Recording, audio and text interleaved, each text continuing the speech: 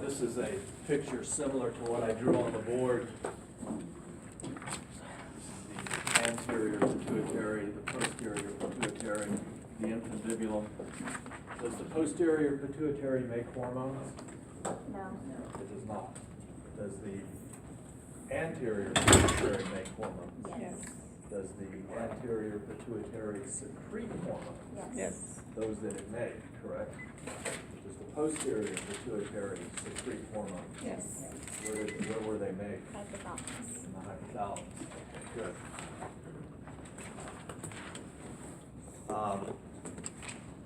I mentioned that the anterior is glandular and the posterior is nervous. This is a transverse section through the pituitary gland. This is the anterior, this is the posterior. This is actually a picture from D2L, so you likely already printed this. If not, be sure and print the endocrine histology pictures. But this looks like classic glandular epithelial tissue.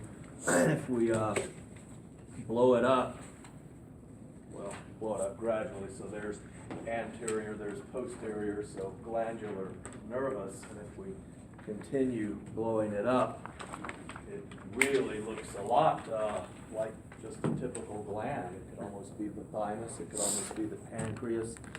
And then there's the posterior blown up, and when we get it blown up, you can actually tell, not in every case, but a lot of these cells look like classic nerve cells, classic neurons.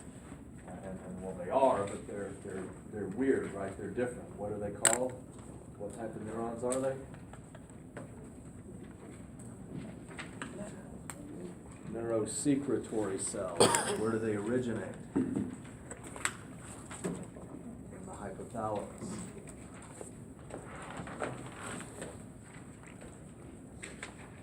Okay, so the last thing in your notes under the diencephalon is the optic chiasma, and as I indicated, anything listed in the embryonic regions that deals with optic nerves or ventricles, it's just there for completeness because that's where it develops, or the part of the brain that it develops from. You've already seen we have an entire page dealing with cranial nerves and another page dealing with ventricles, so we'll get to that. So that takes us to Roman numeral 6, the mesencephalon. Your lab manual has great pictures of these structures. I don't. But the first one on the notes, the corpora quadrigemini, divided into superior colliculi and inferior colliculi.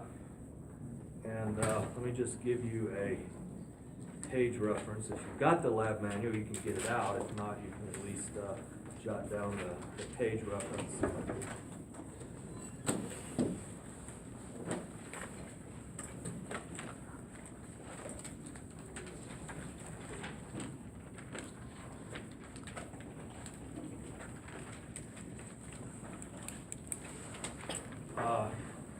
So I'm looking at the 11th edition, and it's page 295.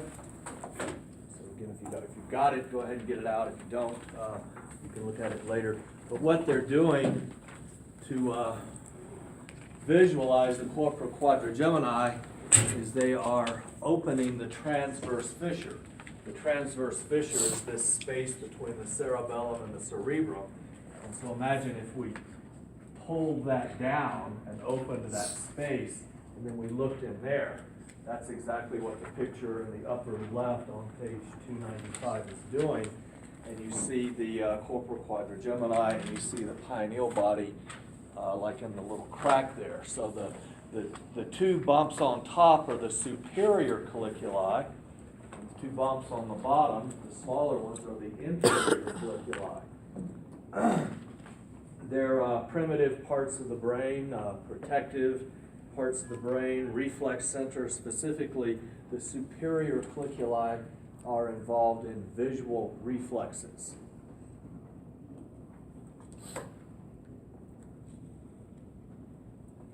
Now that's pretty easy to demonstrate. Imagine if you didn't know I was about to demonstrate it and I acted like I was going to flick that pencil at you. You sort of flinch. So again, that's a protective type of reflex. The inferior colliculi are auditory reflexes. So imagine somebody comes up behind you and claps their hand. So again, primitive protective structures. So superior visual reflexes, inferior auditory reflexes. And again, you can see the pineal in that same picture. It almost looks like a little tongue in the crack, or it does look like a little tongue in the crack between the two superior colliculi. Okay, the cerebral pendicles, you need an inferior view of the brain to see them. And you have that on page 293. Again, page 293. If you have the lab manual to look at that, you can jot it down. The cerebral pendicles are projection tracts. Projection tracts. So that takes us back again to those terms in the document called introductory material. So we know that a nerve is a group of nerve cell processes in the PNS. A tract is a group of nerve cell processes in the CNS. Nuclei are nerve cell bodies in the CNS. Ganglia are nerve cell bodies in the PNS. When we talk about the tracts, we have the tracts in the spinal cord versus the tracts in the brain. In the spinal cord, we have the ascending tracts. They're carrying sensory information up. The descending tracts carrying motor information down. In the brain, when you talk about the tracts, you have three types. Commissural, which connect the right hemisphere to the left. Association, which connect one lobe to another. And projection, and that takes us back to what we're talking about now, the cerebral pendicles. They are projection tracts. They connect the cerebrum to inferior parts of the brain. So in this case, we're connecting